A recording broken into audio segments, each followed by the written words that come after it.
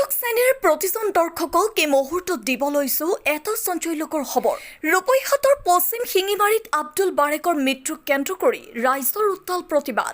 যোৱা 1 জুলাইত আব্দুল বাৰেকৰ ঘৰত 9জনীয়া দুৰ্বৃত্তৰ দল এটাই ঘৰত সোমাই বাৰেকৰ পৰিয়ালক আক্ৰমণ কৰিছিল।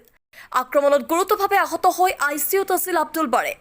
আৰু যোৱাকালি আব্দুল বাৰেকৰ চিকিৎসালয়তে মৃত্যু হয়। আব্দুল বাৰেকৰ মৃতদেহ ঘৰলৈ অনাৰ লগে লগে শতাধিক ৰাইজে দোষীক শীঘ্ৰে কৰায়ত্ব কৰি ফাঁচি দিয়াৰ দাবী জনাই উত্তাল প্ৰতিবাদ সাব্যস্ত কৰে।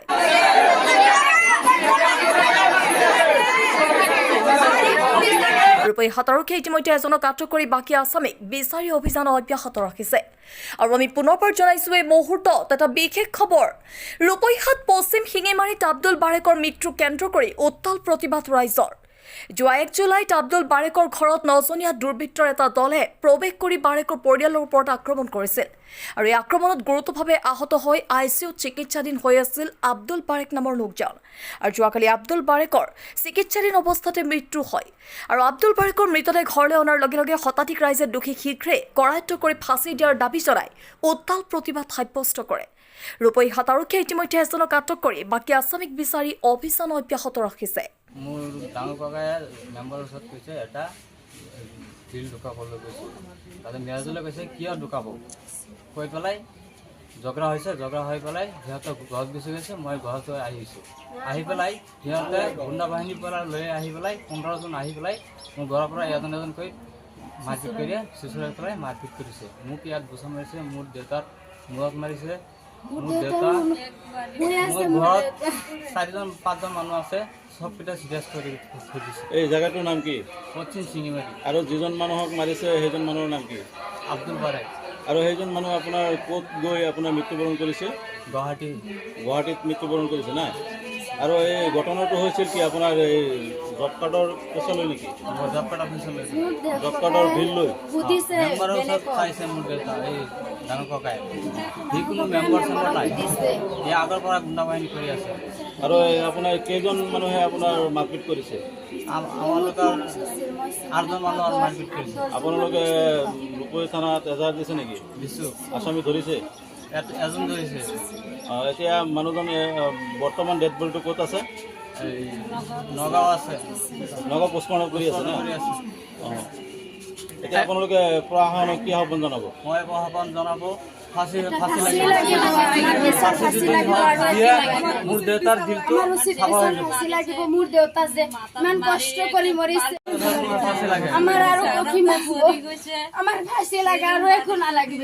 কেইজন মানুহে মাৰিছে? কেইজন মানুহে? 15জন আহিছে। বন্দুক লৈ আহিছে, ঢেঁকা লৈ আহিছে। ঘৰৰ ভিতৰৰ পৰা কি চুচৰাই লৈ গৈছে? ডাঙৰ ককাই মই ৰাস্তাত যোৱা নাই, ভাঙি গ'ল। সিহঁতে আহি পেলাই ঘৰত মাৰি পেলাইছে। কিহেৰে মাৰিছে? ঢেঁকা আনিছে, বন্দুক আনিছে আৰু লাঠি আনিছে। লাঠি দি মোৰ দেউতাক এনেকৈ এটা বাঢ়ি দিলে, মোৰ দেউতা মৰি গ'ল। মোৰ দেউতাক মাৰি এটা জলিলৰ হাতত আছিলে আৰু এটা ৰাবুল হাছানৰ হাতত আছিলে। পিস্তল দি মোৰ দেউতাৰ এতিয়া বুকুত। কি থানাই আপোনাৰ আসামী ধৰিবলৈ সক্ষম হৈছে? কেইজনক ধৰিছে? এজনক ধৰিছে। নাম কি? বাকী কেইটা ধৰিব পৰা নাই না? ধৰিছে যে এইজনৰ নাম কি? সাদ্দাম হুছেইন। আৰু বাকী কেইটা দেউতা হয়? যিজন মানুহ ঢুকাইছে সেইজন মানুহ কি আপোনাৰ দেউতা হয়? আপোনাৰ দেউতাক যে হত্যা কৰিছে এইবিলাকক আপুনি প্ৰশাসনক কি আহ্বান জনাব? মোৰ ফাঁচি লাগে আৰু একো নালাগে। এই আসামী কেইটাক ফাঁচি লাগে? কষ্ট হৈ মৰিছে। মোৰ দেউতা যে ইমান কষ্ট হৈ মৰিছে, ময়ো বহুত কষ্টত আছো। মোৰ দেউতা ইমান কষ্ট হৈ মৰিছে। মোৰ দেউতা টোপনিত আছিল। মোৰ দেউতা টোপনিৰ পৰা উঠাই লৈ গৈছে। এই ঘৰৰ ভিতৰৰ পৰা ওলাই লৈ গৈছে? ঘৰৰ ভিতৰৰ পৰা মোৰ দেউতা কেইজন মানুহ আহিছিল? 15জন মানুহে মাৰিছে আৰু বহুত মানুহ আহিছে। 15জন মানুহ যে মাৰিছে সেইকেইটা মানুহক চিনি পাওঁ। মাইকী মানুহ আহি মোৰ মাক লৈ গৈছে গুচি। মোৰ মাক মানুহে আনিছে, বেলেগ মানুহে। আপোনালোকৰ ভাই ভনী ককাই কেইজন? 8জন। মোৰ 2টা ককাই ঘৰত আছিল আৰু 3টা ককাই সৰু টোপনিত আছিল। 3টা ককাই গম পোৱা নাই মোৰ দেউতাক যে মাৰিছে।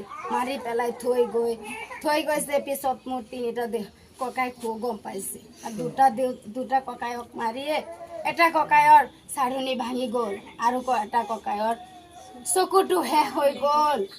দুনিয়াৰ পৰা দেউতাও গুচি গ'ল আৰু 2টা ককায়ো গুচি গ'ল।